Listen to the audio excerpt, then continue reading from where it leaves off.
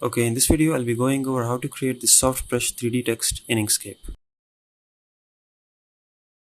So to begin, take any piece of text of your choice. The font doesn't matter. In my case, I'll be using this and I'll be tracing this font. So to do that, I'll press B on the keyboard to get the Bezier pen, and let's just start tracing these letters. And what you want to do is you want to make sure that this is one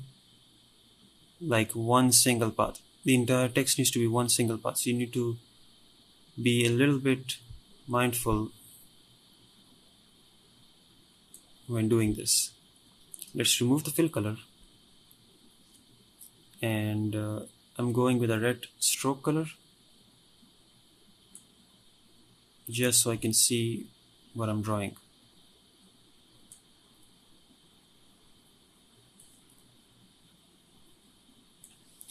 And then obviously I'm going to go over this to make it a little bit smoother.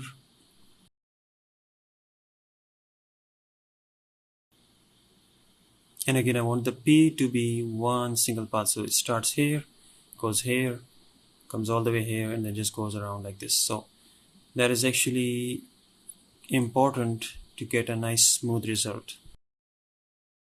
That really looks pretty good. Let's go over the eye. I'm not actually going to do this curvy thing. I'm just going to do a single, simple, basic, straight line like this. Let's go over the N. I'm going to go and create a line like this. And we're going to make a curvy path like this, and I'm just going to end it right here. Let's fix the nodes. That right there looks about right. If you can tell, you can move it here and you can see if it looks good. I think this needs a little bit of an adjustment here.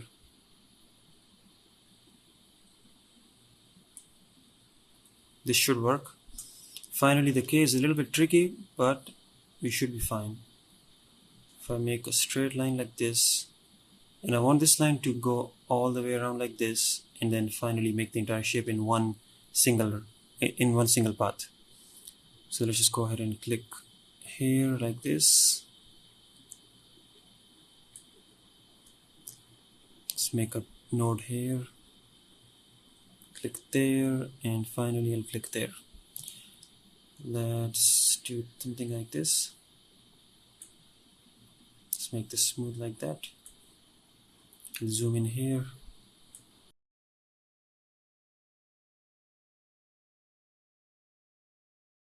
And I believe something like this is good enough for now.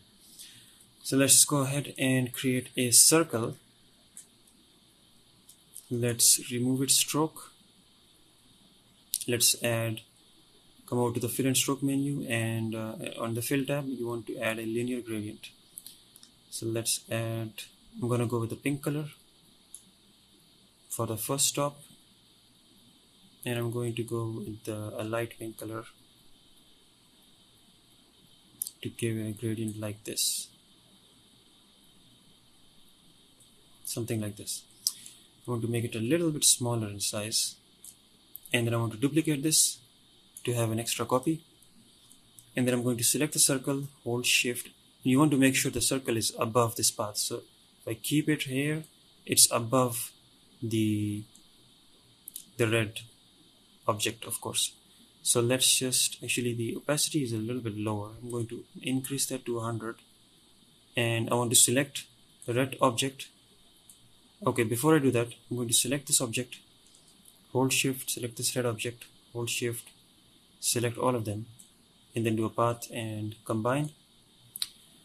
And then I'm going to select both of these, come over to extensions, generate from path, distribute along path. Click on live preview.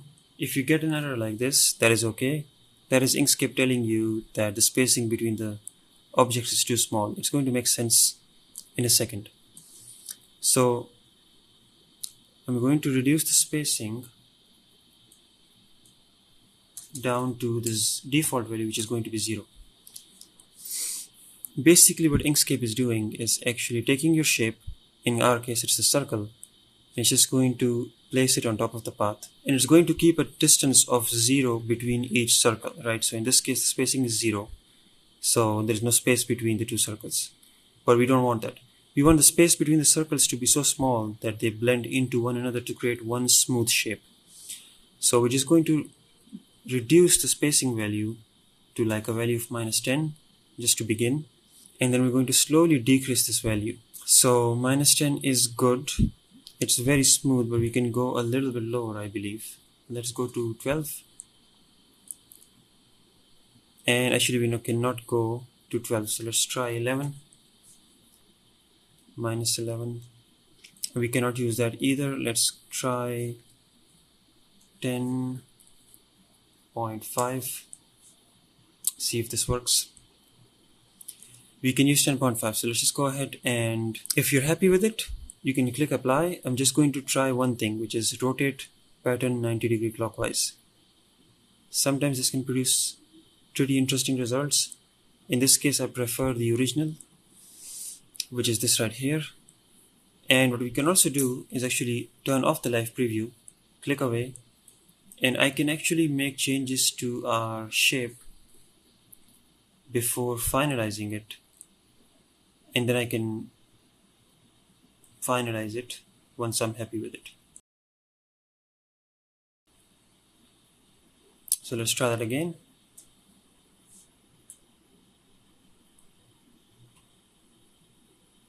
And that right there looks pretty good. That looks pretty good. Let's apply and close this.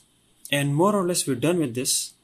But what I want to show now is just a few simple things.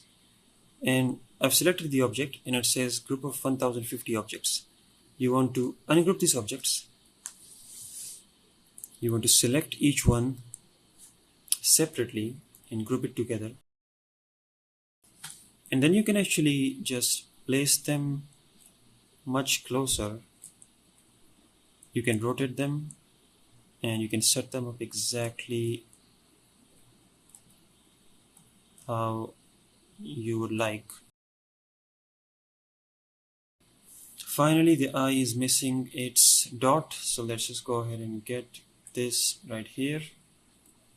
Let's place it right here, and I believe we are done. And that is how you can create this 3D looking soft brush text effect in Inkscape.